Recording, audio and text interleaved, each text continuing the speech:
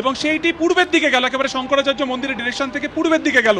গোটা যে house boat দেখছো সমস্ত কিন্তু লাইট অফ করে দেওয়া হয়েছে নিরাপত্তাজনিত কারণে, টোটাল ব্ল্যাক আউট। কিছুক্ষণ আগে জম্মু কাশ্মীর পুলিশ কিন্তু বলছিল যে তাদের কাছে এখনো নোটিফিকেশন আসেনি এবং সেই কারণে তারা ব্ল্যাক আউট করবেন না, অর্থাৎ তারা কিন্তু সংঘর্ষ বিরতির যে কথা হয়েছে সেটাতে মেনেই এখানে কিন্তু মানুষজন বেরিয়েছিলেন। পুলিশও অনেকটা খোশ মেজাজে ছিল, বা তারা বলতে পারো তুমি অনেকটা হালকা চালে ছিল, কিন্তু আচমকা পরিস্থিতি বদল হলো ঠিক 7:50-এ, একেবারে 45 থেকে 50-এর মধ্যে আমরা একেবারে শব্দ শুনতে পাচ্ছিলাম এখানে দাঁড়িয়ে থেকে, যে দূরে কিছু শব্দ, কিছু একটা এক্সপ্লোশন আমরা শুনতে পাচ্ছিলাম।